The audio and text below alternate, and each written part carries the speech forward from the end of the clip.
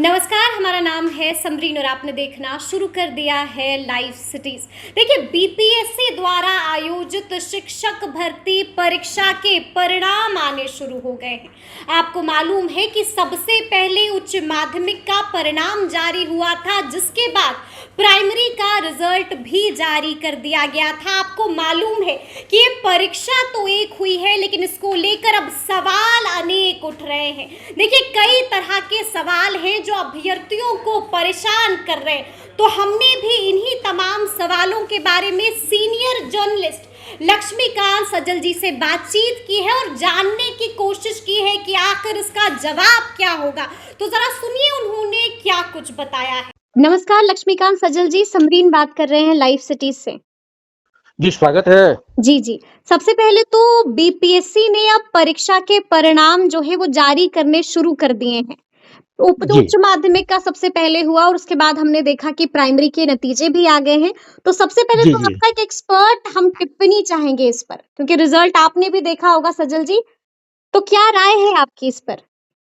देखिए, रिजल्ट बढ़िया रहा है। जी। और 9, 10th और 11, 12 की बात करें जी। तो जिस हिसाब से अभ्यर्थियों के आवेदन पड़े थे, जी। उस हिसाब से रिजल्ट बहुत ही बढ़िया कहेंगे। और 1 to 5 की बात करें तो 1 to 5 में भी रिजल्ट बहुत ही अच्छा रहा है। बहुत अच्छा रहा। बहुत ही अच्छा रहा है। इसलिए कि बीएड अभ्यर्थी छट गए थे, 3,90,000 अभ्यर्थी हमारे छट गए थे। तो बाकी 3,90,000 जो डीएलएड वाले अभ्यर्थी थे, उनमें ही मुकाबला रहा। ठीक है। तो आप कुल देखिए, अगर हम लोग 11, 12, 9, 10th और 11, 12 की बात करें तो कुल मिला के हमारे पास जो पद थे 1,70,431। ठीक है। और रिजल्ट जो आए इन पदों के विरुद्ध 1,22,324 अभ्यर्थी हमारे क्वालिफाई किए हैं। बिल्कुल जी। हाँ, तो कुल मिला के हम देख रहे हैं कि रिजल्ट का जो प्रतिशत है वो बहुत ही उत्साहवर्धक है। और मुझे तो लगता है कि जो अभ्यर्थी बच गए हैं या किसी कारणवश नहीं आ पाए हैं तो उनके लिए भी अगली वैकेंसी आने ही वाली है। बिल्कुल जी। हाँ, इनमें 69,692 पद तो ऑलरेडी अनाउंस हैं। और बाकी अभी जो वैकेंसीज रह गई हैं, जो पद खाली रह गए हैं, वो पद उसमें शामिल हो जाएंगे। तो कुल मिला के 1 लाख से अधिक वैकेंसी सेकंड फेज में आने वाली है। तो कुल मिला के देख रहे हैं तो रिजल्ट बहुत ही बढ़िया है। और जो अभ्यर्थी सफल नहीं हो पाए हैं उनके लिए भी एक मौका है। और सबसे बड़ा मौका तो उनके लिए, उन बीएड अभ्यर्थियों के लिए है जो इस रिजल्ट में शामिल नहीं हो पाए हैं। और उनके लिए 6 to 8 में 31,982 पद जल्दी ही आने वाले हैं। लेकिन सबसे बड़ी बात आपको बता दूं कि जो अभ्यर्थी क्वालिफाई किए हैं, जो शिक्षक पद के लिए क्वालिफाई किए हैं, जिनकी काउंसलिंग शुरू हो गई है, तो उनमें से 25,000 शिक्षकों को 2 नवंबर को गांधी मैदान में मुख्यमंत्री नीतीश कुमार नियुक्ति पत्र बांटेंगे।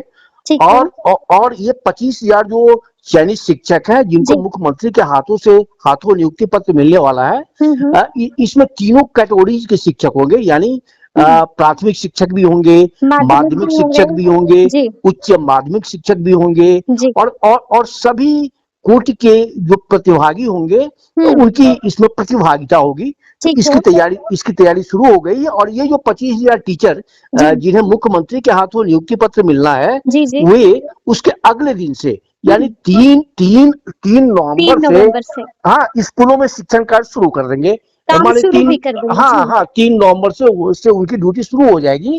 और बाकी जो चयनित शिक्षक बचेंगे अगले दिन से यानी 4 से उनकी ट्रेनिंग शुरू हो जाएगी। तो ये पूरी तैयारी है। कुल मिला के स्थिति यही है। अगर हम लोग बात करें कैटेगरीज वाइज, तो 11, 12 में देखिए, 11, 12 में 57,602 पद थे।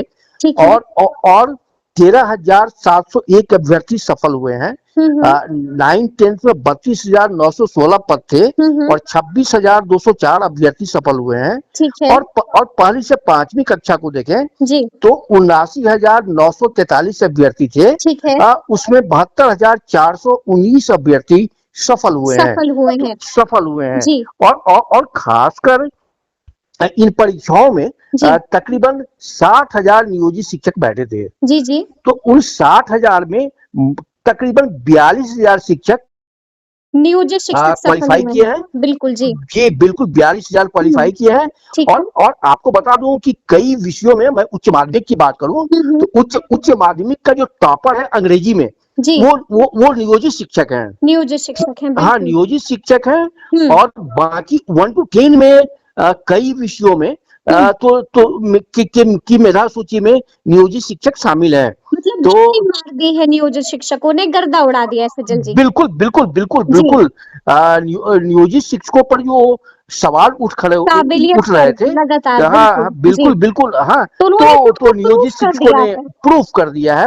और हाँ लेकिन इसमें एक नई बात आपको बता दूं जी कि ये जो क्वालिफाई करने वाले नियोजित शिक्षक हैं, ठीक है, इनमें ज्यादातर यानी 90% से ज्यादा शिक्षक वो हैं जो पहले ही टीटी एसटीटी क्वालिफाई थे। तो ये बड़ी बात है। इसमें दक्षता परीक्षा पास वाले शिक्षकों की संख्या नहीं के बराबर है। तो ये बड़ी बात है। तो नियोजित शिक्षकों ने ये बता दिया है। बिल्कुल दम दिखा दिया है। हाँ दम दिखा दिया है कि हम किसी से कम नहीं है। हम किसी से कम नहीं है। लेकिन सजल जी, हमने देखा है कि जब से रिजल्ट जारी होने शुरू हो गए तब से कई सवाल हैं जो उठ रहे हैं। जी, तो हम एक एक करके एक एक सवाल जो है आपसे भी पूछेंगे और आपकी भी राय जानेंगे कि आखिर क्या कुछ है, पेच कहाँ फंस रहा है। तो हम शुरुआत यहाँ से करेंगे कि आपको भी याद होगा, लगातार हमने इस बात की चर्चा की थी जब मैंने भी अतुल प्रसाद जी का इंटरव्यू लिया था। तो उन्होंने, जब मैंने उनसे पूछा कि रिजल्ट कैसे आएगा, तो उन्होंने कहा फेजेस में रिजल्ट आएंगे। सबसे पहले 11वीं 12वीं, फिर 9वीं 10वीं और उसके बाद प्राइमरी का रिजल्ट आएगा। लेकिन ऐसा हुआ नहीं। हमने देखा कि 11वीं 12वीं का तो नतीजा आया, लेकिन उसके फौरन बाद प्राइमरी का रिजल्ट आउट हो गया। और अब तक जो है 9वीं 10वीं का रिजल्ट आउट नहीं हुआ है। तो रिजल्ट नहीं आउट हुआ है, इसके पीछे का क्या कारण हो सकता है? नहीं, जैसे आ जाए हम लोग पहले तो हम लोग ऊपर से ही बात करें कि रिजल्ट फेज वाइज क्यों नहीं आए, रिजल्ट एक साथ क्यों जारी हो गए। तो फेज वाइज की बात, उस समय जो तैयारी थी उस समय आपको याद होगा कि पहली से 5वीं कक्षा का जो मामला था वो कोर्ट में फंसा हुआ था। तो रिजल्ट तो रेडी थे लेकिन सरकार कोर्ट का वेट कर रही थी कि कोर्ट का जो न्यायाधीश मिलेगा, कोर्ट का जो आदेश मिलेगा, उसके अनुरूप हम काम का रिजल्ट देंगे। तो चूंकि कोर्ट ने सरकार की उम्मीदों पर पानी फेर दिया, तो इसके चलते ये रिजल्ट एक साथ आ गए। अब आइए कि 9th-10th का रिजल्ट फंस गया। 9th-10th का रिजल्ट, इसलिए रिजल्ट सारे रेडी हैं। और बीपीएससी चेयरमैन ने बाकायदा अपना जो प्रेस कॉन्फ्रेंस किया उसमें सारे अनाउंस कर दिए। लेकिन दिक्कत क्या हो गई कि उसी दिन या अगले दिन वो बिहार लोक सेवा आयोग के वेबसाइट में तकनीकी गड़बड़ी आ गई। तकनीकी गड़बड़ी की वजह से रिजल्ट अपलोड होने में कठिनाइयां उत्पन्न होने लगी। ऐसे कहिए उसके साइट पे अचानक जो लोड बढ़ा तो उस लोड की वजह से तकनीकी गड़बड़ी आई, जिसकी वजह से कई विषयों के रिजल्ट अभी भी नहीं दिख रहे हैं। बिल्कुल जी। तो स्थिति यही रही है। तो रिजल्ट को लेके कहीं कोई संशय नहीं है। रिजल्ट में कहीं कोई गड़बड़ी की गुंजाइश नहीं दिख रही है। और रिजल्ट उम्मीदों के अनुरूप है। उम्मीदों के अनुरूप है। जो टेक्निकल फॉल्ट है उसकी वजह से 9वीं और 10वीं का नतीजा नहीं जारी हुआ है। बिल्कुल आपको याद होगा कि 11-12 के भी कई विषयों के नतीजे बाद में आए। बचे हुए हैं कई विषयों के नतीजे आने। बिल्कुल। बिल्कुल। ठीक है। लेकिन आपने एक बात कही यहाँ पर सजल जी कि मामला जी, जी। कोर्ट में चला गया था जिसकी वजह से जो है पेज मतलब फँसा हुआ था इसलिए ऐसा नहीं हुआ। तो जी। मामला तो अब भी कोर्ट में है, बीएड अभ्यर्थियों ने तो अब भी कोर्ट में अपना नहीं, नहीं, किया नहीं, हुआ नहीं, है, रिट बिल्कुल, याचिका बिल्कुल, पर 30 बिल्कुल, तारीख को बिल्कुल, सुनवाई बिल्कुल, होने बिल्कुल, वाली है। बिल्कुल, बिल्कुल, आपको याद होगा जी, कि राज्य सरकार जब सुप्रीम कोर्ट गई थी, जी, अभी एसएलपी अभी दायर हाल किया था। हाँ, अभी हाल में जी, एसएलपी लेके गई थी, जी, जी, तो जी। उसमें उसमें कोर्ट ने साफ कर दिया था राज्य सरकार से हुँ, कि या तो आप फ्रेश रीट में आओ, हुँ, आ, और नहीं तो हम आपका जो रीच है हुँ, इसको इसको राजस्थान बेंच में ट्रांसफर करते हैं। ट्रांसफर कर देंगे, बिल्कुल, हाँ, जी। तो राजस्थान बेंच में ट्रांसफर होने का मतलब ही था जी, कि कि बीएड वालों को आउट होना, बीएड वालों को आउट हाँ, होना। जी, बिल्कुल, बिल्कुल उन्हें राहत हुँ, नहीं मिलती। जी, तो उस स्थिति से बचने के लिए हुँ, वो सरकार ने अपनी एसएलपी एसएलपी वापस ले ली। वापस ले ली, ठीक है, और कोर्ट ने मामले को डिस्पोजल कर दिया। ठीक है।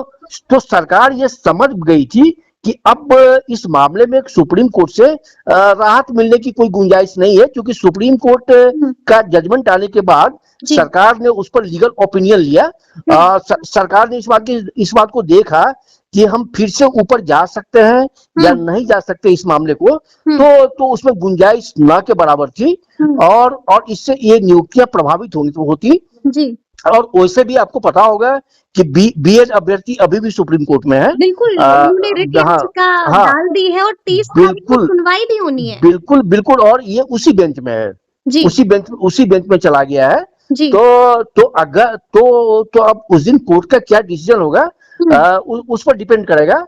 ठीक है। लेकिन लेकिन ये भी कहा जा रहा है सजल जी कि जब मामला जी, कोर्ट में है, रिट याचिका बीएड अभ्यर्थियों की उन्होंने कोर्ट में जो है उसको दायर कर दिया है, तो जब तक उस पर फैसला नहीं होता तब तक रिजल्ट नहीं जारी करना था प्राइमरी का। आप उच्च नहीं, नहीं, नहीं, माध्यमिक का नहीं, कर नहीं, नहीं, देते, नहीं, नहीं, आप नहीं, नहीं, 9वीं नहीं, 10वीं नहीं, का नहीं, कर देते।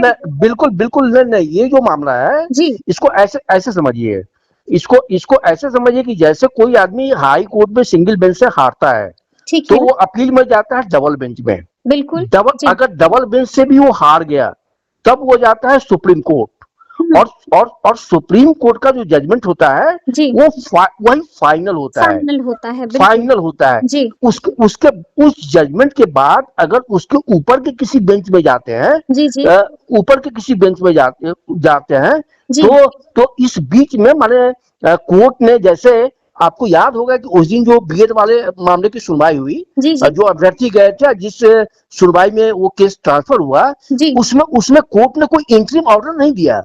हुँ, हुँ, हुँ। हाँ, अगर अगर कोर्ट अंतरिम आदेश दिया होता, जी। तब बीपीएससी रिजल्ट नहीं देने को बाध्य होता। हुँ, बिल्कुल, बिल्कुल। हाँ, जी। हाँ, तो चूंकि कोई अंतरिम आदेश नहीं था, हुँ, हुँ। इसलिए आयोग के सामने कोई बाध्यता नहीं थी हुँ, कि रिजल्ट वो नहीं दे। बिल्कुल, जी। तो यही है, अगर कोई अंतरिम आदेश आया होता, हुँ, अ, तब आयोग की बाध्यता होती। बिल्कुल, बिल्कुल। तो एक जैसे कि सवाल हम आपसे पूछ रहे हैं कि क्या कुछ सवाल हैं जो अभ्यर्थी के ज़हन में अब भी आ रहे हैं? सजल जी, एक जी। और सवाल जो अभ्यर्थियों के ज़हन में आ रहा है, वो लगातार इसकी माँग भी कर रहे हैं, वो है कि आखिर कट ऑफ क्यों नहीं जारी किया जा रहा है? पेच कहाँ फँस रहा है? कट ऑफ क्यों नहीं जारी किया गया है अब तक? देखिए, हम लोग इसके पहले भी डिस्कस किए थे, जी, कि ये जो परीक्षा थी, जी, ये प्रतियोगिता परीक्षा थी, ठीक है। और प्रतियो और टीटी एसटीटी की जो परीक्षा होती है, जी, वो अर्हता परीक्षा होती है। ठीक है। ठीक। हाँ, तो अर्हता परीक्षा में आप का कट ऑफ तय होता है। हुँ, हुँ। ठीक। लेकिन जो प्रतियोगिता परीक्षा होती है, जी, उसका उसमें जो कट ऑफ होता है, जी, वो रिजल्ट पर तय करता है। बिल्कुल। जैसे हम लोग देखते हैं कि हर साल जो बीपीएससी की प्रतियोगिता परीक्षाएं होती हैं, जी, जी, तो हर साल कट ऑफ अलग अलग होता है। ठीक है। हाँ, तो ये जारी करेंगे, ये करेंगे जारी जारी। बिल्कुल बिल्कुल जारी जी, करेंगे। जी। लेकिन पहले रिजल्ट तो दे दें, सारा रिजल्ट आ सारा जाए, रिजल्ट तो दे दे, बिल्कुल। सारा रिजल्ट तो आ क्या जाए। सजल और, जी ऐसा भी होगा कि वेटिंग लिस्ट भी जारी की जाएगी? कोई वेटिंग लिस्ट भी क्योंकि लगातार अभ्यर्थी इसकी भी माँग कर रहे हैं।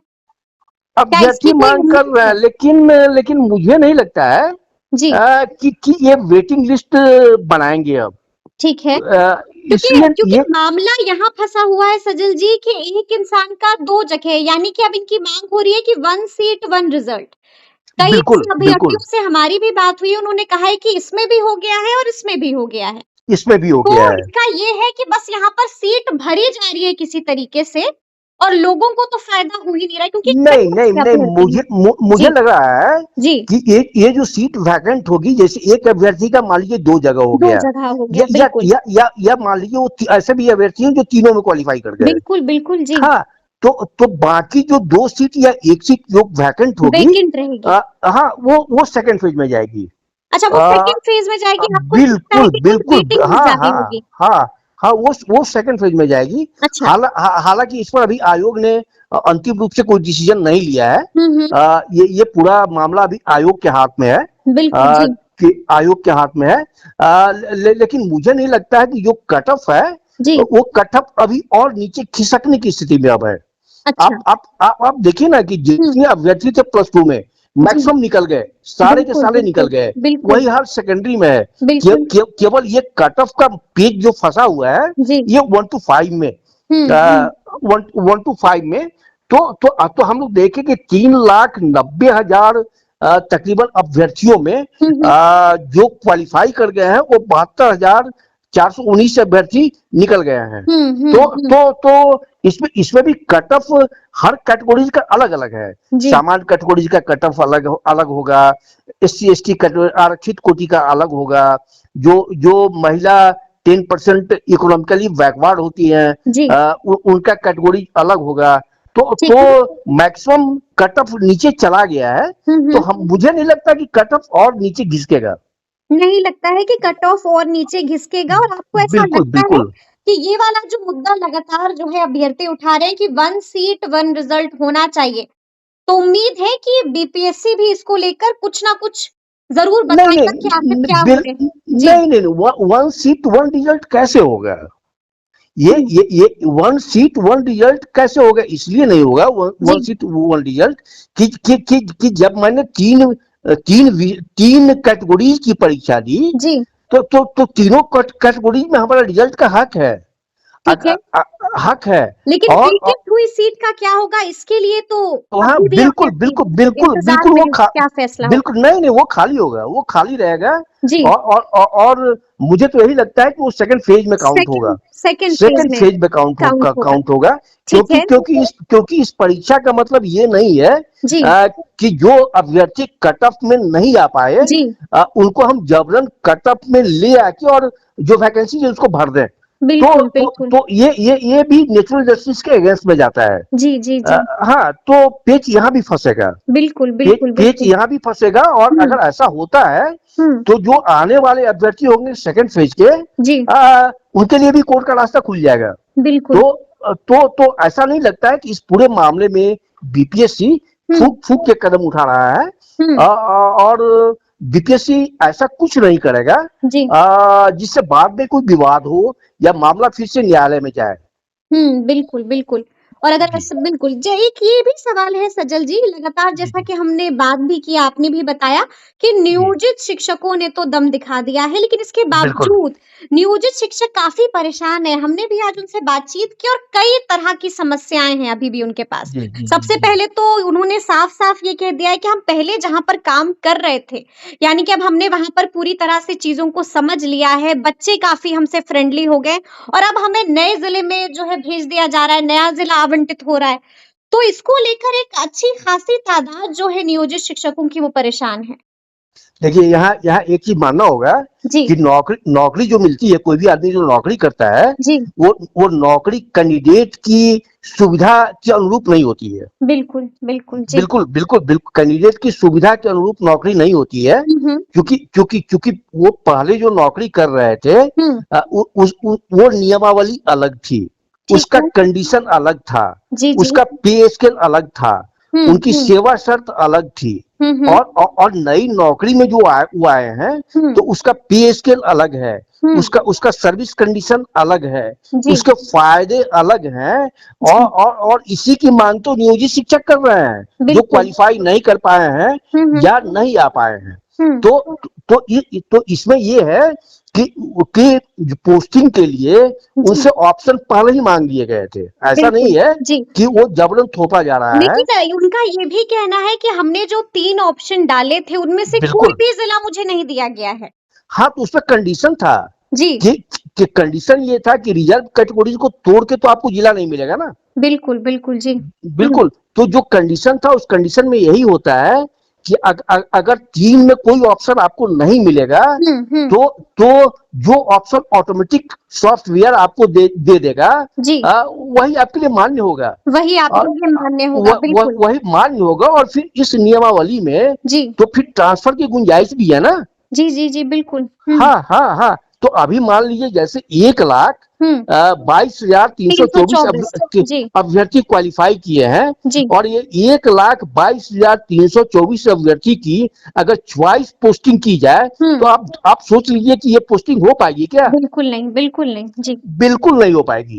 तो यही है कि जो समस्याएं होती हैं वो बाद में सुलझती हैं। बाद में सुलझते। एक आखिरी सवाल लेंगे आपसे सजल जी कि लगातार जब से हमने देखा है कि रिजल्ट जारी होने शुरू हो गए, हम भी लगातार ग्राउंड पर रहते हैं, तो एक बात जो अब सुनने को मिल रही है, अब लोग प्रदर्शन की भी चेतावनी दे रहे हैं, आंदोलन करने की चेतावनी दे रहे हैं, साफ कह रहे हैं कि अंदर में कहीं ना कहीं गड़बड़ी हो रही है। आपने भी देखा होगा कि आज काउंसलिंग भी रुकवा दी गई। आपने देखा होगा कि कुछ ऐसे शिक्षक हैं जो अपना नाम और पता भी सही से नहीं लिख पा रहे थे, तो उनकी काउंसलिंग भी रुकवा दी गई। तो एक बड़ा झोल भी कहीं ना कहीं इसकी भी आशंका जताई जा रही है। आपको क्या लगता है कि कोई इस तरह की गड़बड़ी हुई है, क्योंकि ऐसे शिक्षक हैं कि नाम और पता भी नहीं लिख पा रहे हैं? आप देखिए, आप देखिए कि जो परीक्षा हुई है, परीक्षा ओएमआर शीट पे हुई है। ठीक है ना। तो ऑब्जेक्टिव परीक्षा जो ओएमआर शीट पे होती है और जो सब्जेक्टिव परीक्षा जिसमें हम लोग किन्हीं 5 प्रश्नों के उत्तर लिखते हैं, तो दोनों 2 तरह की परीक्षाएं होती हैं जी। हाँ, ऑब्जेक्टिव परीक्षा में ऐसे लोग भी पास कर जाते हैं जिनको जो सब्जेक्टिव परीक्षा में पास करने के योग्य नहीं होते हैं, क्योंकि इसमें केवल गोला भरना है। बिल्कुल बिल्कुल, इसमें गोला भरना है और उसमें लिखना होता है। तो लिखने और गोला भरने में फर्क है। एक तो ये है, एक तो ये है। दूसरी बड़ी बात है कि जो जिनकी काउंसलिंग रुकी है उनकी काउंसलिंग इसलिए नहीं रुकी है, उनकी काउंसलिंग इसलिए रुकी है उनका जो सर्टिफिकेट था उसमें उनका नाम गलत आ गया था। ठीक है। उनका जो आधार कार्ड है उसमें उनका होम डिस्ट्रिक्ट अलग है। ठीक है। तो ये जो दस्तावेजों में गड़बड़ी है, उनके जो दस्तावेज है, अगर उन्होंने अपना नाम का करेक्शन परीक्षा में बैठने के पहले करा लिया होता तो ये स्थिति नहीं होती। ये स्थिति नहीं होती। अगर उनका आधार कार्ड उसके पहले करेक्ट हो गया होता तो ये स्थिति नहीं होती। लेकिन ऐसे अभ्यर्थियों को ये कहा गया है कि आप फर्स्ट क्लास मजिस्ट्रेट का एफिडेविट लेके, ठीक है, आप 21 से आपकी काउंसलिंग होगी। ठीक है, मतलब अगर आप लेकर आते हैं तो फिर आपकी काउंसलिंग शुरू बिल्कुल बिल्कुल बिल्कुल बिल्कुल जाएगी। बिल्कुल बिल्कुल बिल्कुल एफिडेविट पे उनके काउंसलिंग होगी। तो जो गड़बड़ी की बात सजल जी सामने आ रही है, ऐसी कोई गड़बड़ी आपको तो नहीं दिख रही है? बिल्कुल बिल्कुल नहीं, बिल्कुल नहीं। गड़बड़ी की बात वो कर रहे हैं खासकर आप देखिए ना, जिनके दस्तावेज खुद गलत हैं। बिल्कुल जी, बिल्कुल बिल्कुल। तो जब हमारे दस्तावेज पहले ही गलत थे तो काउंसलिंग के पहले या परीक्षा में बैठने के पहले जो इतना लंबा टाइम हमको मिला, हमको उसमें देख लेना था। बिल्कुल देख लेना था। तो हम नहीं देख पाए। मतलब अंगूर नहीं मिले तो अंगूर को खट्टे कह दो। हाँ, कह सकती है। बिल्कुल बात हो गई। बिल्कुल बिल्कुल बिल्कुल, क्योंकि सब कुछ मेरे अनुरूप नहीं हो रहा है। बिल्कुल। तो हाँ, हम चाह रहे हैं कि नियम हमारे अनुसार बने। तो ये तो मुमकिन नहीं है। हाँ, और सबसे बड़ी बात है कि इस बात की जो शाबाशी देनी होगी ना कि देश में नियुक्ति की अब तक की सबसे बड़ी परीक्षा थी जिसमें 8 लाख अभ्यर्थी बैठे थे। बिल्कुल जी। हाँ, तो उस परीक्षा का रिजल्ट इतनी जल्दी और 60 दिनों के अंदर मतलब इतिहास रच दिया अतुल प्रसाद जी ने। साफ सफाई के साथ, बिल्कुल जी, साफ सफाई के साथ आना, ये मतलब बिहार का बिहार की छवि को बढ़ा गया है, बढ़ा गया और बिहार की छवि को एक नई छवि इसने दी है। बिल्कुल चार चांद बिल्कुल बिल्कुल बिल्कुल बिहार की छवि में 4 चांद लगा है बिल्कुल इस रिजल्ट से, इससे हम डिनाई नहीं कर सकते हैं। चलिए बहुत बहुत शुक्रिया सजल जी इस बातचीत के लिए। जी ठीक है, धन्यवाद धन्यवाद। Thank you sir, thank you sir. तो सुना आपने क्या कुछ बता रहे हैं सीनियर जर्नलिस्ट लक्ष्मीकांत सज्जल जी। देखिए साफ साफ कह दिया है कि बीपीएससी अभी बहुत कुछ करने वाली है। साफ साफ आपने सुना है कि उन्होंने तफसील के साथ हर एक सवाल का जवाब भी दिया है। तो हम भी उम्मीद करते हैं कि अब आपकी परेशानी पर विराम जरूर लग जाएगा। तो इस बातचीत के बारे में आपकी क्या राय है, कमेंट करके हमें जरूर बताइएगा। तो इस तरह के तमाम अपडेट्स के लिए ऐसे ही हमारे साथ बने रहिएगा और देखते रहिएगा लाइव सिटीज। बहुत शुक्रिया।